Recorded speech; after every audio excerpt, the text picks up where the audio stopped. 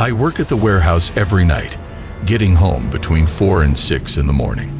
After each exhausting shift, all I want to do is collapse onto my bed and give in to sleep. Even if I'm able to stay awake the entire time I'm driving, I feel strangely sleepy. I pull up to my house after parking, my steps heaving with tiredness. I stumble upon the mattress after climbing the stairs and am immediately met by the opulent feeling of slipping into its softness. I go into a deep sleep that shrouds my senses like a cloak as a result of my exhaustion. I'm startled awake, confused, and much more exhausted than before. My thoughts are clouded by confusion as I look out the window only to discover that it is pitch black outside. Even though it seems like just a few seconds have gone since I closed my eyes, the darkness is still opaque. I move over in bed to try to wake up, but when I do, my eyes notice something is wrong. Normally tightly closed, the bedroom door is now wide open. My breath catches in my throat, and my heart skips a beat. I automatically feel a sense of dread since I never leave the door open, not even on the sluggishest of nights. I get out of bed slowly, moving slowly as I make my way through the darkened house. I see the length of the corridor in front of me, navigating the pitch-black space with caution. My dearly held habit of locking my bedroom door runs through my head. At that very time, a disturbing sound reverberates throughout the entire home as the door snaps shut behind me. My blood freezes at the sound, which lasts only for a brief instant before giving way to an unsettling silence. The ensuing silence is deafening, which intensifies the unease I've been feeling. I gather my confidence, take a deep breath, and reopen my door, letting suspicion and doubt guide me along the dimly illuminated hallway. I fight the inescapable impression of an ominous presence lurking in the shadows with each step. The door of my second bedroom, which is closed, draws both relief and caution. I hear a loud, agonizing noise coming from the other side of the house as I close the door. It comes on suddenly, jolting me out of my reverie and making me wonder if my haven is safe. The bed and dresser in the room in front of me are harmless items without any explanation for the unsettling sound. The hallway starts to creak, sounding like a door slowly releasing itself from its frame. My heartbeat quickens, an unsettling indicator of how afraid I'm becoming. I lean over, and as soon as I see what I do, a scream of terror erupts from my mouth. A man comes out of the closet, the darkness hiding his face. His eyes spark with recognition, matching the expression of amazement on my own face. My body is paralyzed by a concoction of shock, bewilderment, and horror. Time seems to stop in that eerie moment when our eyes meet. I slam the door shut and quickly lock it as though my life relies on it, as an overwhelming sense of fear grabs me. A hasty cacophony of footsteps descends the stairs before disappearing into the darkness. I struggle to find my phone as I struggle to dial 911 with shaking hands as numbness overtakes me. As I describe the intruder's presence in a panicked manner, the response doesn't provide much comfort. When the police show there, their words sound like a distant murmur as they reach my ears. There are no indications of a forced entrance, therefore their explanation that I might not have secured the front door sounds ludicrous. A seemingly unimportant detail, but this time I'm confident that I've locked it. My anxiety and perplexity combine with my doubt to form a confusing concoction of feelings. Unbelievably, I recognize the man. I just don't know where. Could it have been a chance meeting? Nothing was taken, adding to the mystery. He may have opened my bedroom door while I was fast asleep.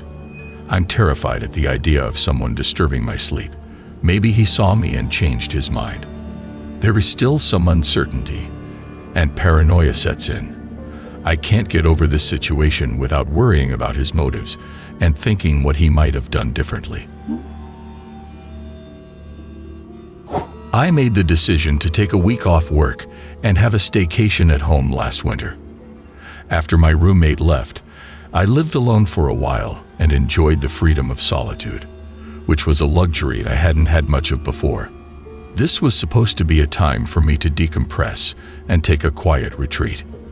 But then, shockingly, things change, shattering my sense of security. I enjoyed simple pleasures on the second day of my holiday, such as watching TV and relishing home-cooked meals. I was relaxing on the couch when I heard an odd noise. There were steps near my porch, but there was no knock or doorbell ringing. I peered through the peephole out of curiosity and saw a man in his mid-40s wearing blue pants and a light jacket. He pretended to be looking for something elusive as he stood to one side and scanned the area. I stayed back since I wasn't sure what he was trying to do. He waited for several minutes without going outside or going to the door. My nerves were rattled as his actions became stranger. He finally made a corner and sped off, hopping into a nearby parked car. I dismissed the occurrence, assuming it was just a one-off anomaly. Later that evening, there was a knock that disturbed the peace. The same man greeted me when I opened the door, grinning artificially while he pretended to have car issues and that he needed to call someone. I felt deceit, and when I recognized the earlier car, my suspicion grew. I told him no, and you could see his annoyance before he walked away. He started banging on the door in a fit of rage, which made me threaten to call the police. He backed away but then turned around and approached my house's left side. I called 911 out of alarm and readiness for the worst. A loud bang resounded from the dining room, just as I cut the call short. I sped there and discovered the man trying to crawl inside the broken window.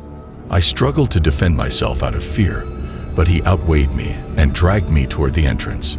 He was surprised by the arrival of a passerby, which allowed me to flee.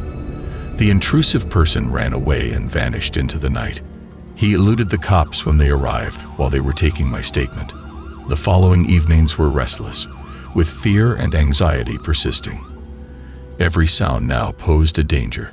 My once safe refuge was tainted by a feeling of violation as the invader's motives remained a mystery. To reclaim my peace of mind and get rid of the darkness he had created, I knew I had to move. In the end, my sanctuary had been violated, and I was left wondering why he had done it. The recollection of that evening serves as a constant reminder that security can be brittle and that the line separating it from vulnerability is frequently closer than we'd like to think. I lived alone in a peaceful city, tucked away in a worn-out townhouse, relishing the seclusion it gave. I once came home at 11 o'clock in the evening after a late work shift. I noticed an odd sight as I rolled into the shared driveway. The front door of the townhouse next door was wide open. The house was still completely in the dark, suggesting that its residents may have unintentionally left the door ajar before turning in for the night. I laughed inside, brushed it off as a minor error, and went inside my house. I made some cheesy nachos and settled in while watching a gripping drama on Netflix. I resigned myself to going to bed because I had to work early the next day. I could hear soft thuds coming from my neighbor's side of the linked wall as I was lying there. They usually kept to themselves, so this was odd. I ignored it and dimmed the lights in the hopes of getting a good night's sleep. After a few minutes, just as I was starting to nod off, the peace was abruptly broken by a loud noise. A single vicious blow was used to break open my front door, and it reverberated throughout the night. I was forced out of bed and into the hallway by a wave of panic. My front door was open, and the floor was littered with pieces of wood. The intruder had disappeared, and their quick getaway was obvious. I could hear footsteps pounding through my living room in the stillness. The existence of several intruders was proved by the presence of several pairs of feet. I made an effort to flee to my bedroom, but a stern voice stopped me. Two men in masks stood before me, looking menacing. One carried a baseball bat, the other a threatening metal instrument for breaking down my front door. I obliged with their requests because I was paralyzed by fear and knew that to resist would make the situation worse. My head was crushed against the ground while I was being held down by one of them, while the other searched through my belongings and put things in his rucksack. My cries for mercy were ignored during the turbulent times. The situation suddenly became more tense as one of the burglars hurried back to the hallway while agitatedly talking to his companion about something outdoors. They came back, pushing me back to the ground, which increased the stress. They were hurling threats, and I felt a flash of panic. I tried to reason with them out of desperation, but my pleadings appeared to make them more aggressive. They were suddenly drawn outside by a disturbance. 4 police officers quickly and unexpectedly encircled the home before they could react. The intruders were cornered, captured, and the situation was over. It appears that they also had their sights set on my neighbor's townhouse, but they were unable to get away. The men, regular people motivated by the need for quick money, discovered that they were responsible for their acts. I managed to escape with only a bruised knuckle and a broken door. Their choice to fight me rather than run seemed dumb in retrospect. The encounter was the most horrifying thing I had ever gone through. It was like a nightmare intrusion into my haven.